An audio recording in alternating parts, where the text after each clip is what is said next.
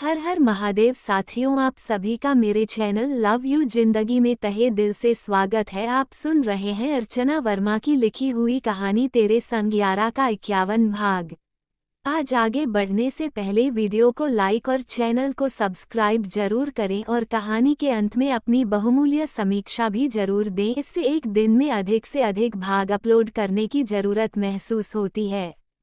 घर पहुंचने पर विनायक हाउस में सभी प्रणव को उसका इंतजार करते हुए मिले। प्रणव इन लोगों को इग्नोर करके अपने कमरे की तरफ बढ़ रहा था कि अचानक से प्रथम सिंह की आवाज आई।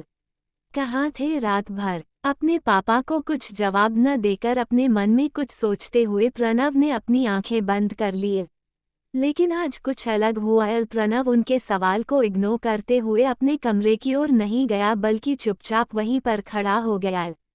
प्रणव को वहीं पर खड़े देखकर मोहिनी जी का दिल धक से धड़क गया था। दिल ने तुरंत गवाही दे दी कि फिर आज बाप बेटे के बीच एक छोटी सी बात को लेकर लंबी तनातनी होने वाली है। उन्होंने राजीव जी की तरफ देखा और आंखों ही आंखों में उनसे बात संभालने की रिक्वेस्ट की। राजीव जी ने उन्हें शांत रहने का इशारा किया। वह चुपचाप प्रणव के चेहरे की तरफ देख रहे थे, जो बिल्कुल शांत खड़ा था। प्रथम सिंह के सवाल को सुनकर आज उसके माथे पर कोई गुस्से की या फिर चिढ़ की शिकन नहीं उभरी थी।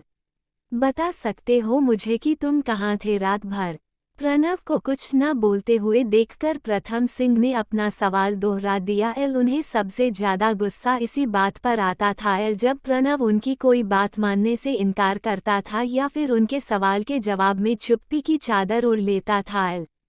पर आज छोटे छोटे कदम उठाते हुए प्रणव ड्राइंग रूम में लगे हुए सोफे के पास आया जहां पर कि ये तीनों लोग बैठे हुए थे। हाँ, वो मुझे तो जरूरी काम था इसलिए वहीं पर रुक गया था।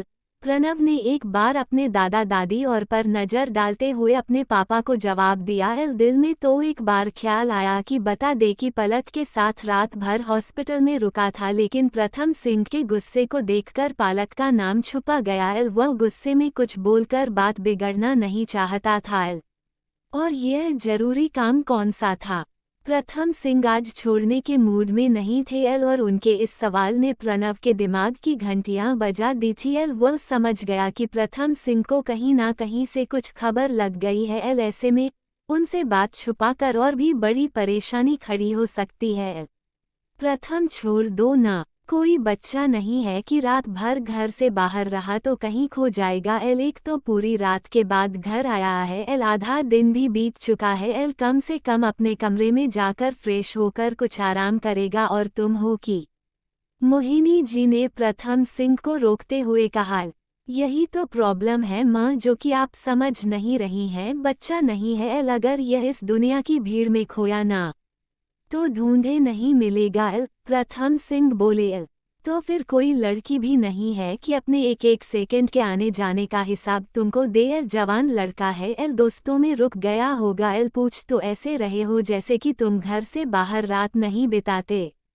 इस बार राजीव जी ने कुछ ऊंची आवाज में कहा।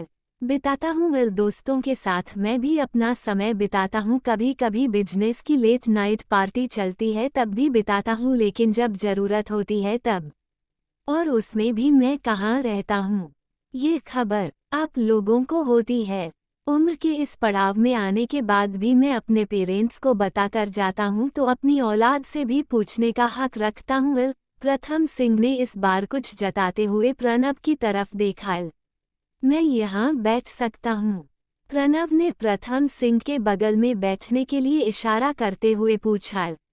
आ जाओ। प्रणव के नॉर्मल रिएक्शन को देखकर प्रथम सिंह कुछ सोच में पड़ गए थे, इसलिए उन्होंने रोका नहीं, मंजूरी दे दी। मैं जानता हूँ डैड कि आपको मेरी चिंता होती है, पर यकीन मानिए कि इस वक्त मैं कोई गलती नहीं कर रहा, पर कुछ गलतियाँ हैं जिन्हें सुधारना चाहता हूँ। प्रणव ने मोहिनी जी की तरफ देखते हुए कहा। प्रथम सिंह उलझ गए। पिछले कुछ दिनों से उन्हें उनका बेटा उलझा उलझा सा लग रहा था और इस वक्त भी भले ही उसके चेहरे से कुछ पता नहीं चल रहा था, पर बातें उसकी उलझी हुई थी। प्रथम सिंह ने प्रणव के दोनों हाथों को पकड़ लिया।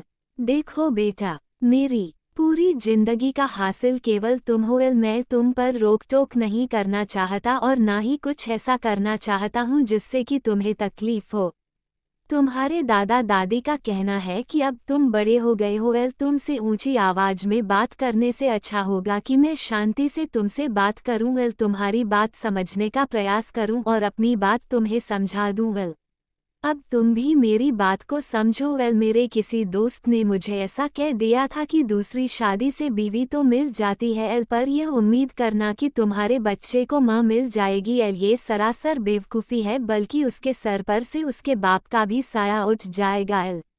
इस बात को समझकर प्रीत के जाने के बाद मैंने दूसरी शादी भी नहीं की जबकि प्रीत तुम्हारी माँ तुम्हारे जन्म के साथ ही मुझे छोड़कर चली गई थी। मैं तुम पर कोई एहसान नहीं जता रहा, ना ही ऐसा कुछ कहना चाहता हूँ।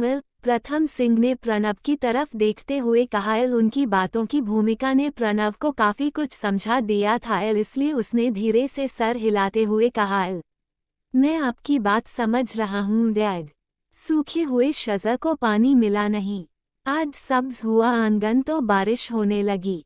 पूर्ण विराम। अब आगे क्या बोलेगा प्रणव, कैसे समझाएगा उन्हें अपनी बात को जानने के लिए बने रहे अगले भाग तक। आगे बढ़ने से पहले वीडियो को लाइक, चैनल को सब्सक्राइब और कमेंट करना मत भूलिएगा।